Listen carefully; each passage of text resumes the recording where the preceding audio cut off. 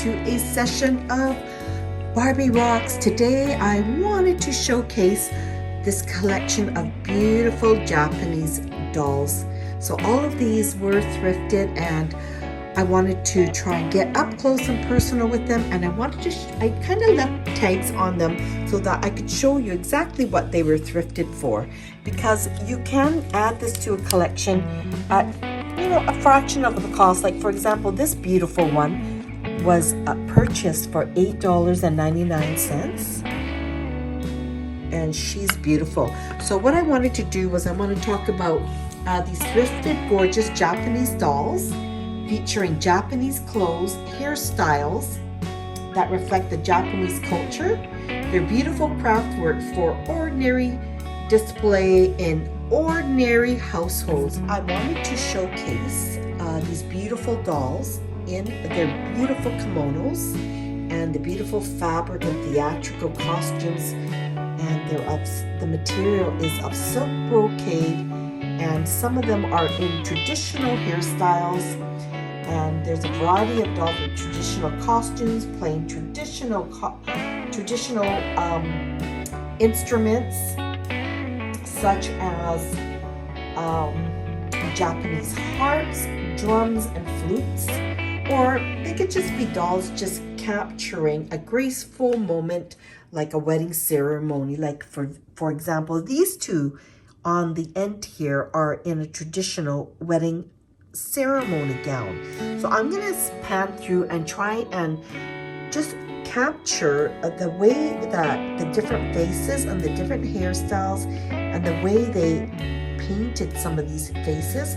Some of these, for example, like this Ikematsu doll has glass eyes. So let's try and get up close and personal with. So first of all, I'm gonna start with this one here. It's a really adorable Ikematsu doll. She's about 10 inches, and the Ikematsu doll are an invention of the Edo era. So let's take a look. This is how she was thrifted. She's got a little rub on her nose. She's got an adorable little red outfit, a red robed outfit, and it looks like it depicts florals.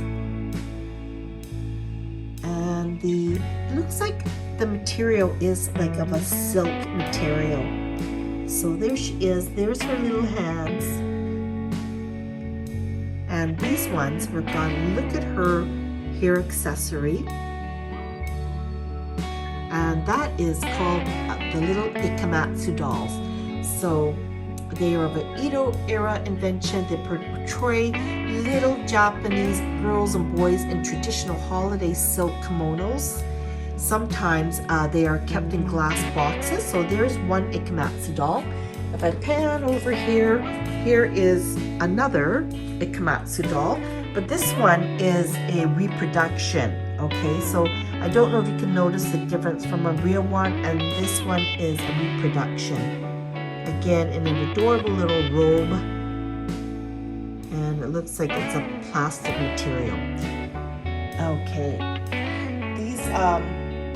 these ones, the Ikematsu dolls were made of vinyl chloride, plastic, and gypsum, which was a soft sulfate material. So this one is a reproduction. Okay, so let me start from the left to the right, and I'm going to start panning close up to the dolls. And this is the very first one.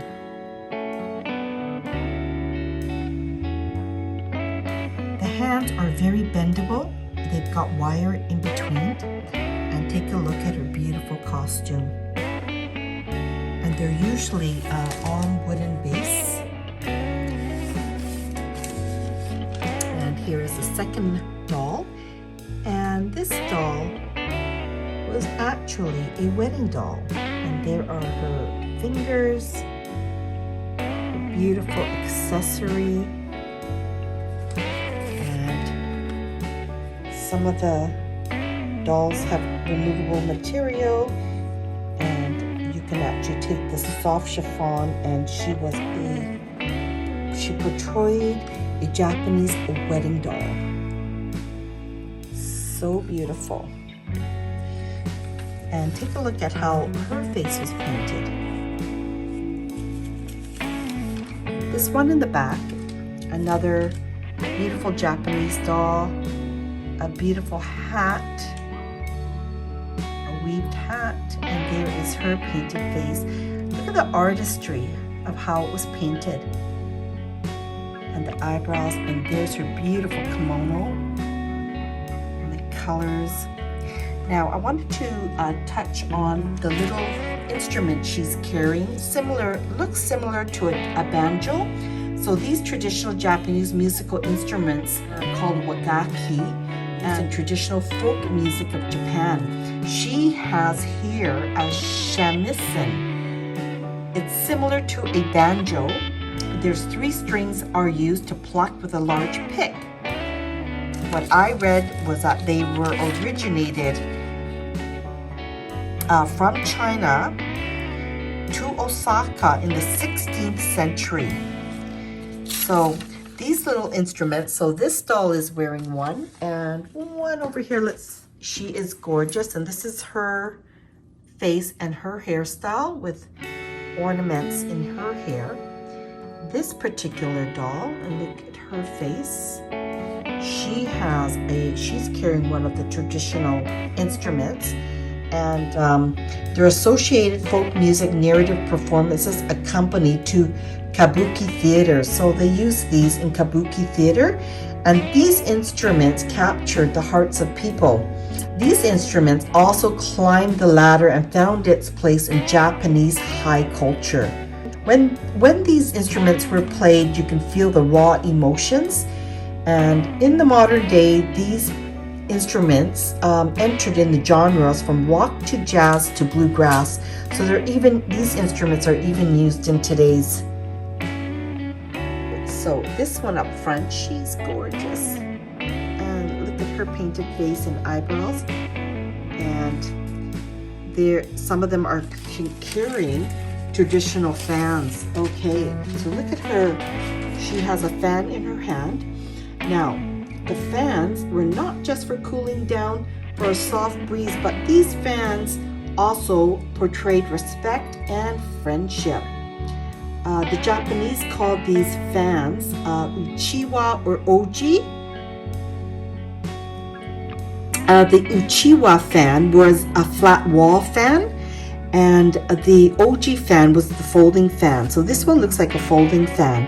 So as you scroll through some of these dolls, like for example, this one is wearing a oji fan. It's a folding fan.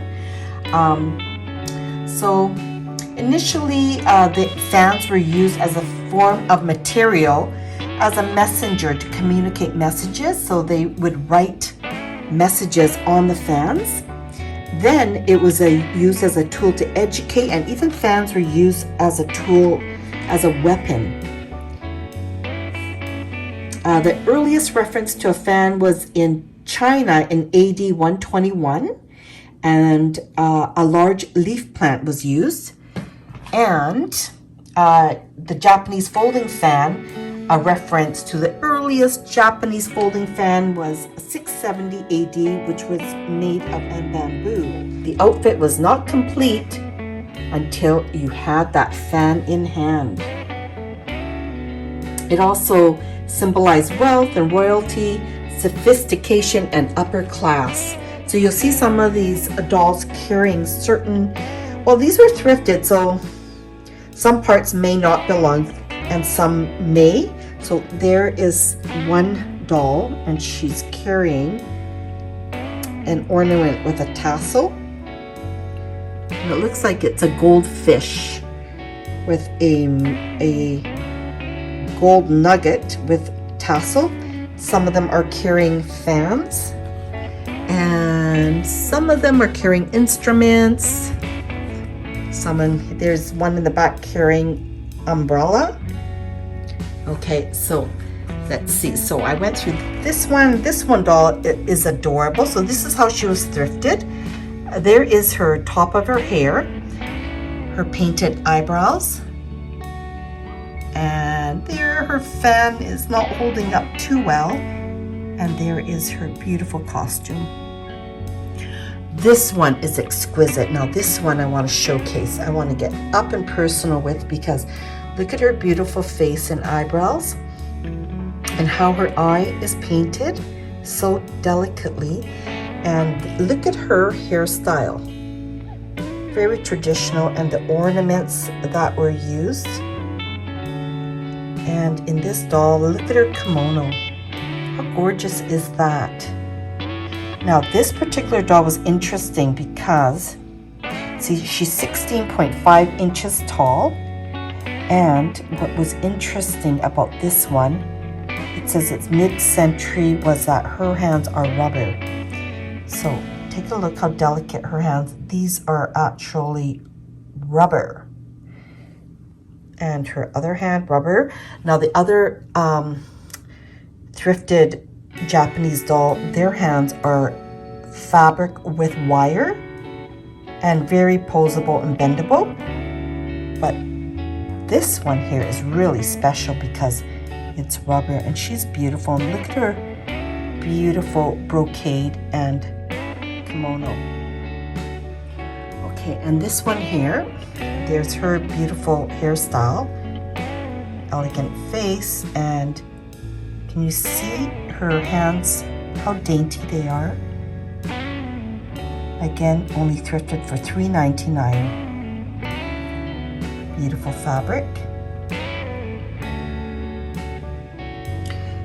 The one in the corner depicts an older lady, very sophisticated, beautiful, beautiful kimono, and she has a bamboo. And here is this adorable one on the far right, and this is how she was thrifted. And even the hair has been adorned with ornaments and accessories. There's her beautiful painted face, and there is her beautiful gown.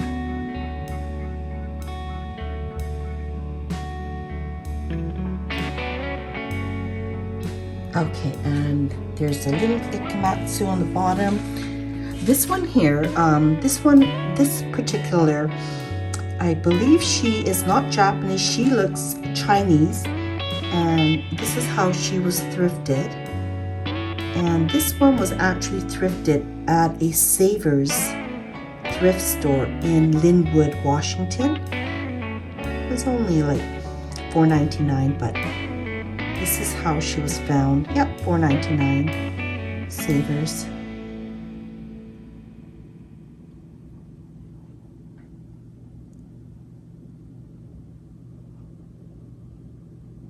Okay, and this one here, so adorable.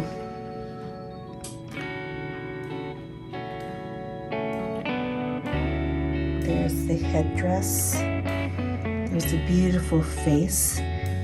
This is not a fabric. Her face is different. And there is her beautiful, beautiful kimono. I can go to the back and show you the fabric.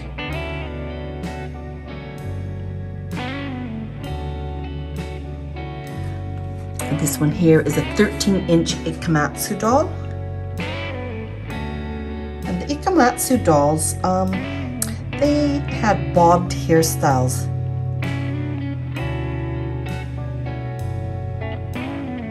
Gorgeous fabric. Here is another little Japanese doll. Look at the face on this one. Elegant and dainty, and there is her hair. And this is her face. She's beautiful. Look at the paint.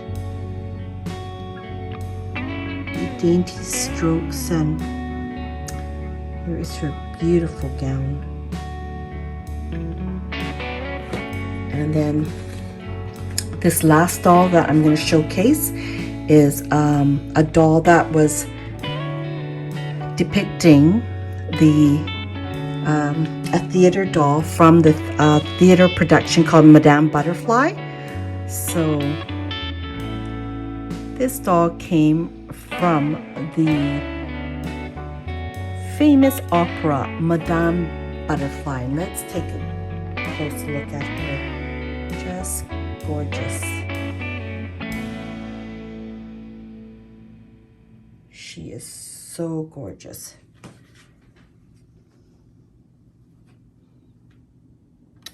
You can see her face paint. Gorgeous outfit, gorgeous fan, posable fingers, and right down.